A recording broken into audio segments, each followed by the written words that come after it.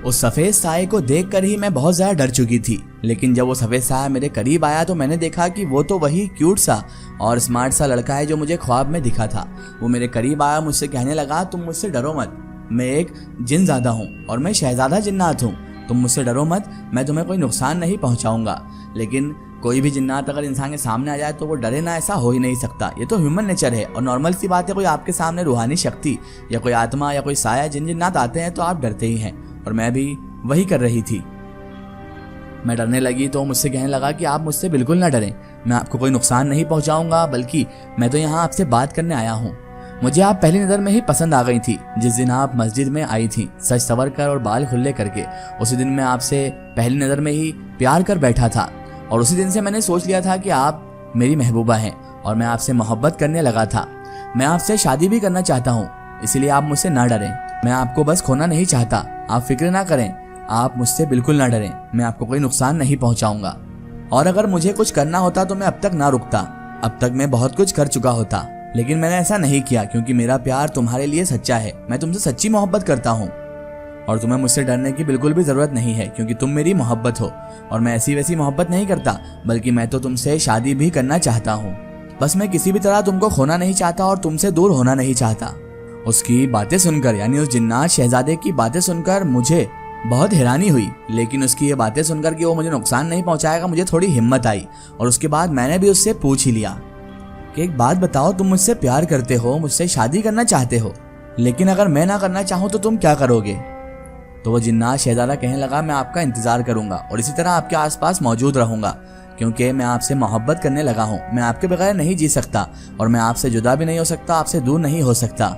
मैं आपको कोई नुकसान नहीं पहुंचाऊंगा। जब तक आपके दिल में मेरे लिए मोहब्बत पैदा नहीं हो जाती, मैं आपके आसपास ही रहूंगा। उसके बाद मैंने उससे कहा कि यार, मैंने तो सुना है, जहां तक मुझे मालूमात है, कि इंसान और जिन्नात का कोई मिलाप नहीं हो सकता, ना ही ये प्यार कर सकते हैं, ना ही शादी कर सकते हैं। तो फिर तुम कैसे मुझसे प्यार कर रहे हो और शादी कर रहे हो? जिन्नातों की कौम तो अलग ही होती है और इंसानों की कौम अलग, तो फिर जिन्नात इंसान से कैसे शादी कर सकते हैं? यानी कि तुम जो बात कह रहे हो वो तो नामुमकिन है, क्योंकि तुम एक जिन्नात हो और मैं एक इंसान, तो तुम मुझसे शादी हरगिज नहीं कर सकते। तो वो जिन्नात शहजादा मेरी बात सुनकर मुझसे कहने लगा कि हाँ, तुम बिल्कुल ठीक कह रही हो, हाँ नहीं कर सकते शादी, लेकिन ये सब बाकी प्रजातियों के लिए है और मैं बाकी प्रजाति की तरह नहीं हूँ। मैं जिन्नातों में भी शहजादा जिन्नात हूँ और मेरे ताबे बहुत सारे जिन्नात भी हैं, गुलाम जिन्नात, और मैं तुमसे शादी करना चाहता हूँ और यही मेरी ख्वाहिश है और यही मेरी इल्तिजा है और मैं तुमसे शादी करके ही रहूंगा। तुम फिक्र मत करो, मैं तुम्हें बहुत खुश रखूंगा क्योंकि मैं शहजादा हूँ, कोई मामूली सा जिन्नात नहीं हूँ। जिन्नातों में भी शहजादे और बादशाह होते हैं और मैं भी एक जिन्नात शहजादा हूँ। उसकी बात सुनकर मुझे थोड़ा डर भी लगा और मैंने अपनी बात उसके सामने क्लियर कर दी कि देखो, मुझे कोई शहजादी वहजादी नहीं बनना, ना ही मुझे बहुत आराम वाली जिंदगी चाहिए। मुझे तो एक आम सी जिंदगी चाहिए और ऐसी भूतिया और रूहानी जिंदगी तो मैं बिल्कुल नहीं चाहती कि मैं किसी जिन्नात से मोहब्बत करूं और उसके साथ जीवन व्यतीत करूं। ऐसा मैं बिल्कुल भी नहीं चाहती। तुम जिन्नात हो, तुम जिन्नातों में ही शादी करो, मैं इंसान हूं, मैं इंसान में ही शादी करूंगी, तुमसे ये कभी नहीं हो पाएगा। मेरी बात सुनकर जिन्नात थोड़ा सा उदास हुआ और उसके बाद वो कहने लगा कि मैं कुछ नहीं जानता, मुझे तुमसे शादी करना है, बस शादी करना है और मुझे करना है, मैं कुछ भी नहीं जानता इस बारे में अब। और मैंने अपने वालिद वालिदा से यानी माता पिता से भी बात कर ली है तुम्हारे बारे में, उन्होंने तुम्हें देख भी लिया है और तुम उन्हें पसंद भी आ गई हो और बहुत ही जल्द रिश्ता लेकर मैं तुम्हारे माँ बाप के पास भी आऊंगा। मैं तुमसे शादी करना चाहता हूँ और शादी करके ही रहूंगा। मैंने कहा ठीक है, जैसा तुम्हें ठीक लगे करो, लेकिन इस शादी में मेरी मर्जी नहीं होगी। बात बहुत ज्यादा बढ़ चुकी थी और जिन्नात मेरे सामने आकर मुझसे ही शादी करने के लिए मुझे धमकी टाइप वार्निंग दे चुका था। मुझे बहुत ज़्यादा डर लग रहा था कि अब पता नहीं मेरे साथ क्या होगा, मेरी ज़िंदगी कैसी गुजरेगी, क्योंकि एक जिन्नात मेरे पीछे पड़ चुका था, वो भी शादी करने के लिए। अब मुझे बहुत डर लग रहा था। मुझे इस डर के वक्त सिर्फ एक ही इंसान का ध्यान में आया और वो थी मेरी फ्रेंड ज़ेबा, क्योंकि उसने मुझे पहले ही समझाया था कि बाल खुले करके सच संवर कर तू वहाँ पर मत जाना, लेकिन मैंने उसकी बात ना मानी और मैं इतनी बड़ी मुसीबत में, परेशानी में फंस गई। अब मुझे उसी का ख्याल आ रहा था कि वही कुछ कर सकती है या फिर मुझे कोई रास्ता बता सकती है, क्योंकि मेरा दिमाग तो अब काम करना बंद कर चुका था और मुझे कुछ समझ सूझ भी नहीं पड़ रही थी कि आखिर इस सिचुएशन से मैं कैसे बाहर निकलूंगी या फिर कैसे मैं इसका सामना करूंगी। घर वालों को क्या कहूंगी, उस जिन्नात के सामने कैसे सच बयान कर पाऊंगी और कैसे उससे पीछा छुड़ा पाऊंगी। ये सारे सवालात मेरे दिमाग में घूम रहे थे और मुझे सिर्फ और सिर्फ ज़ेबा का ही ख्याल आ रहा था। मैंने सोचा कि ज़ेबा से ही बात की जाए इस बारे में। मैंने दूसरे दिन जाकर सीधे ज़ेबा को सारी बात बता दी। वो एक पीर बाबा को जानती थी, एक पीर बाबा जो बहुत ही पहुंची हुई हस्ती थी। मैंने ज़ेबा को जैसे ही बात बताई तो उसने कहा कि हमें फौरन पीर बाबा के पास जाना होगा। अगर देर करी तो हो सकता है कि वो जिन्नात तुम्हें लेकर भी चला जाए या फिर तुमसे वो शादी करने के लिए और जिद्दी हो जाए, इसलिए हमें फटाफट उन पीर बाबा के पास चलना होगा। मैंने कहा ठीक है, तू मुझे बस उन पीर बाबा के पास ले चल और जैसे तैसे मेरा इनसे पीछा छुड़ा दे। जिन्नातों से मुझे बहुत डर लगने लगा है और मैं यकीन कर चुकी हूँ कि ये सब चीज़ें भी होती है। उसके बाद हम दोनों पीर बाबा के यहाँ चले गए।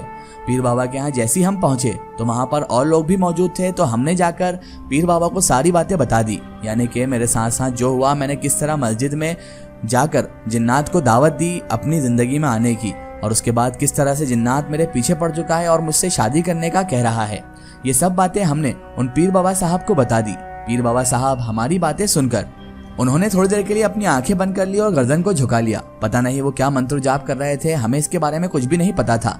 मैंने अपनी फ्रेंड की तरफ देखा तो उसने मुझे चुप रहने का इशारा किया। मैं चुपचाप पीर बाबा के सामने ही बैठे रही। थोड़ी देर बाद वो वापस आंख खोले और अंदर कमरे की ओर चले गए। उसके बाद कमरे में वो थोड़ी देर रहे और पता नहीं कैसी अजीबोगरीब आवाज़ें कमरे से आ रही थी। इसके आगे तो मैं कुछ भी नहीं जानती कि उन्होंने क्या पढ़ा क्या ना पढ़ा, क्योंकि मैं क्रिश्चियन थी और वो मुस्लिम थे, इसलिए मुझे उनकी बातें बिल्कुल भी समझ में नहीं आ रही थी, न ही उनके मंत्र जाप। उसके बाद थोड़ी देर बाद पीर बाबा बाहर आते हैं। उस कमरे से बाहर आते हैं तो उनका चेहरा पसीने में तरबतर रहता है और वो हांफते हुए बाहर आते हैं और कहते हैं, बेटा मैंने दकियानूस से बात कर ली है, उस जिन्नात से मैंने बात की है, यानी तुम्हारे लिए मैंने उससे बात की। उसका प्यार तुम्हारे लिए सच्चा है बेटा, और वो खुदा का नेक और एक पाक जिन्नात है, और इसके साथ साथ बेटा वो बहुत ताकतवर भी है। वो एक शहजादा जिन्नात है और उसके अलावा उसके पास ताकतें भी इतनी है कि बहुत ताकतवर और खतरनाक जिन्नात भी है वो।